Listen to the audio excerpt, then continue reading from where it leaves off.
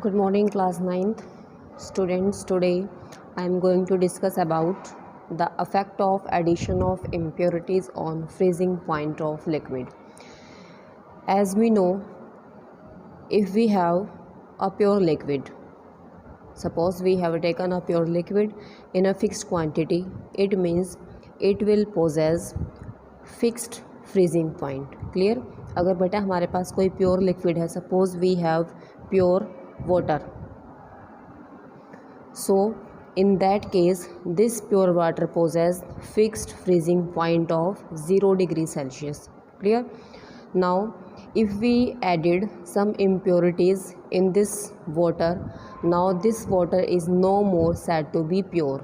This water becomes impure by addition of impurities. As a result, the addition of impurities will decreases the freezing point. तो जब भी हम किसी pure liquid के अंदर impurities को ऐड करेंगे तो गिवन लिक्विड का जो फ्रीजिंग पॉइंट है वो हमारा क्या हो जाएगा? Decrease. Therefore in short we can say that impurities decreases the freezing point of liquid. decreases the freezing point of liquid. Clear? Now suppose we have pure water, having the freezing point of 273 Kelvin. It is also called as 0 degree in Celsius scale. Clear? Celsius scale में जो freezing point है वो 0 degree होता है और जो kelvin scale में होता है that is 273. Clear? Now if this pure water shows addition of impurities like urea, suppose इस प्योर वाटर के अंदर हम ऐड कर देते हैं कुछ इम्प्योरिटीज़, सपोज़ हमने यूरिया ऐड कर दिया, कॉमन साल्ट जिसको हम बोलते हैं NaCl सोडियम क्लोराइड वो ऐड करते हैं, या फिर अगर हम ऐड करते हैं इसके अंदर calcium chloride CaCl2 means calcium chloride. So by addition of these impurities it was observed that freezing point of the pure liquid decreases. Clear? And the extent of this decrease in freezing point will depends on the nature and amount. किस liquid का freezing point कितना decrease होगा वो depend करेगा कि हमने कौन सा सब्सटेंस ऐड किया है और कितने अमाउंट में उसको ऐड किया. सपोज़ अगर हम ऐड करते हैं 30% of calcium chloride, suppose if we add 30% of calcium chloride means 30 gram of CaCl2 in 100 gram of water.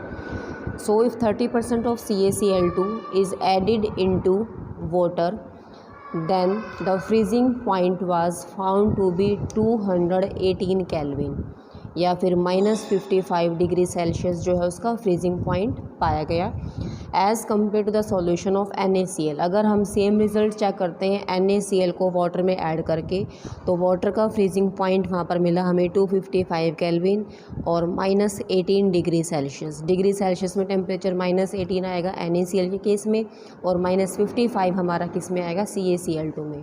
Kelvin scale में ये वैल्यू 273 से डिक्रीज़ होकर कितनी आ गई? 218 डिक्रीज़ हुआ है यहाँ पर भी, और इस केस में 273 से डिक्रीज़ होकर वैल्यू कितनी आ गई हमारी? 255 केल्विन. अब जो क्वेश्चंस अराइज होते हैं यहाँ पर वो क्या होगा कि इम्प्योरिटीज़ के ऐड करने से फ्रीजिंग पॉइंट क्यों डिक्रीज़ हुआ है. ठीक है? So why the freezing point decreases by addition of impurities. It means the impurities decreases the freezing point of liquid because the impurities lowers the vapour pressure of solution. जो हमारे पास solution होगा उसको उसके vapour pressure को क्या कर देंगे? Decrease करेंगे. अगर वेपर प्रेशर कम होएगा इट मीन्स वहाँ पर फ्रीजिंग पॉइंट भी क्या हो जाएगा? Decrease. Now the next is affect of pressure on freezing point of water. अब हम चेक करेंगे कि अगर प्रेशर का इफेक्ट चेक करना है फ्रीजिंग पॉइंट पे तो उस केस में हमारे पास क्या रिज़ल्ट आने वाले हैं. So as we know at the freezing point the solid ice and liquid water both are in state of equilibrium. जो ये मैंने एरो लगाए हैं, एक में ये एरो फॉरवर्ड डायरेक्शन के लिए है और ये एरो है बैकवर्ड डायरेक्शन के लिए. ये जो सिंबल है this indicate the state of equilibrium. Clear? ये सिंबल किसके लिए होगा? हमारा इक्विलिब्रियम स्टेट के लिए. इट मीन्स इस स्टेट पे आइस और वाटर दोनों के बीच में इक्विलिब्रियम की स्टेट है, दोनों सेम रेशो में सेम प्रोपोर्शन में प्रेजेंट है. So when pressure is applied on the system, अगर हम यहाँ पर प्रेशर अप्लाई करते हैं, सपोज ये हमारा सिस्टम है, आइस है, अगर हम इसके ऊपर प्रेशर अप्लाई करेंगे then what will happen, this solid ice, some ice will melts, तो इसमें से जो कुछ आइस है वो हमारी क्या हो जाएगी, मेल्ट हो जाएगी। अगर आइस मेल्ट होती है इट मीन्स जो प्रेशर है वो क्या करता है, therefore pressure decreases the freezing point of ice. अगर हम सॉलिड स्टेट के ऊपर प्रेशर अप्लाई करते हैं तो उस केस में कंप्लीट नहीं लेकिन कुछ पार्ट्स जो आइस के क्या हो जाएंगे, मेल्ट्स। अगर आइस मेल्ट्स होती है इसमें इट मीन्स अगर हम प्रेशर को डिक्रीज़ करते हैं तो उस केस में जो फ्रीजिंग पॉइंट है वो भी हमारा क्या हो जाएगा, प्रेशर को अगर हम इंक्रीज़ करते हैं, अगर हम प्रेशर को क्या करते हैं, इंक्रीज़ करते हैं, तो हमारा फ्रीजिंग पॉइंट वहाँ पर क्या हो जाएगा, decreases. Clear, if pressure increases then freezing point decreases. Both these two terms, that is pressure and freezing point, these are inversely proportional to each other. अगर प्रेशर ज़्यादा अप्लाई करेंगे तो फ्रीजिंग पॉइंट वहाँ पर क्या हो जाएगा, लेस। अगर प्रेशर कम होगा तो फ्रीजिंग पॉइंट वहाँ पर क्या होगा, high. Okay, next is change of state from liquid to gas. इससे पहले हमने किया है change of state from solid to liquid और from liquid to solid. Now change of state from liquid to gas. अगर हमारे पास गिवन सब्सटेंस लिक्विड स्टेट में है उसको हमें किस में कन्वर्ट करना है, गैस में। So this is called as boiling, this process is generally called as boiling. और ये स्टेट कब आएगी, when the heat is supply to this liquid. अगर हमारे पास है सपोज लिक्विड है, more generally suppose this liquid is water. अगर हमारे पास लिक्विड है और सपोज ये लिक्विड क्या है, वाटर, अगर हम इस लिक्विड को क्या करते हैं, हीट करते हैं। ये सिंबल किसके लिए हम यहाँ पर यूज़ करते हैं, हीट के लिए। व्हेन दिस सिस्टम, अब हमारे पास ये जो हमने लिक्विड लिया है वाटर, ये सपोज हमारा एक सिस्टम है जिसके ऊपर हमने रिएक्शंस को कर रहे हैं, ठीक है। So when this system is heated or when heat is supplied to this system, it was observed that the kinetic energy of this water or this liquid, जब भी इसको हम हीट देंगे जो वाटर के पार्टिकल्स हैं यहाँ से हीट एनर्जी को एब्जॉर्ब करेंगे। The particles of water undergo absorption और absorbs heat energy from the surroundings. Clear है, वो एनर्जी को जो हम हीट प्रोवाइड कर रहे हैं वो प्लस सराउंडिंग से एनर्जी को क्या करेंगे, absorb. As a result the kinetic energy of the particles, अब पार्टिकल्स के अंदर मूवमेंट आएगी। अगर पार्टिकल्स के अंदर मोशंस आते हैं इट मीन्स पार्टिकल्स की जो काइनेटिक एनर्जी है वो यहाँ पर क्या होती है, increase. As a result when kinetic energy of particles increases it means that the inter particle distance, inter particles का मतलब होता है between the particles, the distance present between the particles. So inter particle distance also increases, inter particle distance भी क्या होगा, increase. और ये distance जो है वो बहुत ज़्यादा बढ़ जाएगा। As a result the force of attraction, जब ये डिस्टेंस इंक्रीज़ होगा तो उस केस में पार्टिकल्स के जो फोर्स ऑफ अट्रैक्शन होंगे वो फाइनली क्या हो जाएंगे, force of attraction finally break down और कट ऑफ। वो फोर्सेस जो हैं वो कम्प्लीटली वहाँ से टूट जाएंगे। जैसे ये फोर्स टूटेंगे तो जो लिक्विड था हमारे पास that will completely changes into और starts boiling and changes into gaseous particles, ठीक है। तो इसको हमें डायग्रामेटिकली कैसे समझेंगे, सपोज़ ये हमारे पास कोई कंटेनर है, इसमें हमने लिक्विड को फिल कर रखा है, क्लियर।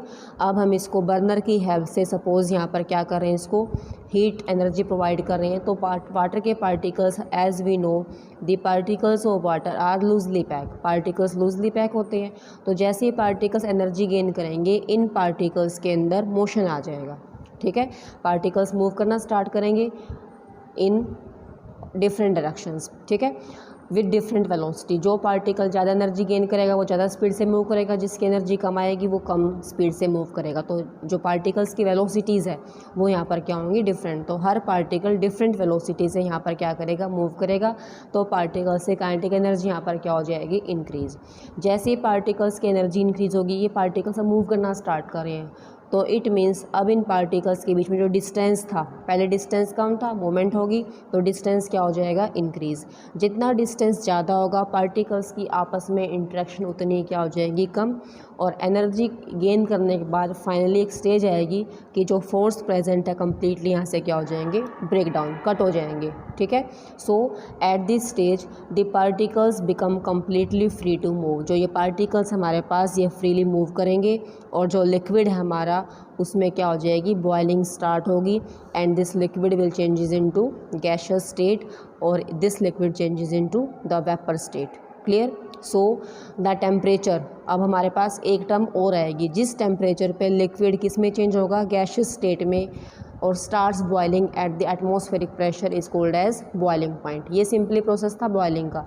नेक्स्ट आता है what is boiling point. It is defined as the temperature at which liquid starts boiling. जिस टेम्परेचर पे लिक्विड बॉइलिंग स्टार्ट करेगा at the atmospheric pressure, the temperature is called as the boiling point of that respective liquid. Suppose we have pure water, again pure liquid shows fixed boiling point. अगर हमारे पास pure water है तो pure water का जो boiling point होगा वो यहाँ पर कैसा होगा, फिक्स्ड बॉइलिंग पॉइंट होगा। And we know that boiling point of water in degree Celsius is 100 degree Celsius और in kelvin scale it becomes equal to 373 kelvin. ये डिग्री सेल्सियस में वैल्यू होती है बॉइलिंग पॉइंट की और ये हमारे किस में होगी, केल्विन स्केल में। क्लियर। तो इसके बेसिस पे हमारे पास लिक्विड फिर टू टाइप्स के आते हैं। One is called as volatile liquid and other is called as non volatile liquid. कौन सा लिक्विड वोलेटाइल है या कौन सा लिक्विड नॉन वोलेटाइल है, it will depends on the nature of force of attraction present between them. ठीक है, तो जो मेल्टिंग पॉइंट है या फिर जो like melting point, this boiling point is also depend on the force of attraction. अगर फोर्सेस पार्टिकल्स के अंदर वीक फोर्सेस हैं, इट मीन्स वो जो लिक्विड है वीक फोर्स क्या होंगे, जल्दी ब्रेक करेंगे एनर्जी गेन करके। जितनी जल्दी एनर्जी गेन करेंगे पार्टिकल्स उतनी जल्दी कौन सी स्टेट में आ जाएंगे, हमारे पास वेपर स्टेट में। So when the forces between the particles are weak, in that case the liquid is said to be volatile in nature and it will possess low boiling point। तो उस case में boiling point क्या होगा, लो। अगर liquid non volatile है, it means इसके अंदर जो फोर्सेस प्रेजेंट है वो फोर्सेस कैसे हैं, strong forces. Therefore in such case the liquid possess high boiling point. Clear point दोनों। So volatile liquids are those which vaporise easily at room temperature और बाय स्लाइट हीटिंग। जो liquid room temperature पे या फिर थोड़ा सा heat करने पे ही क्या हो जाते हैं, वेपोराइज होते हैं, उसको हम बोलते हैं volatile. And which do not vaporise at room temperature, such type of liquids are called as non volatile liquids. Clear.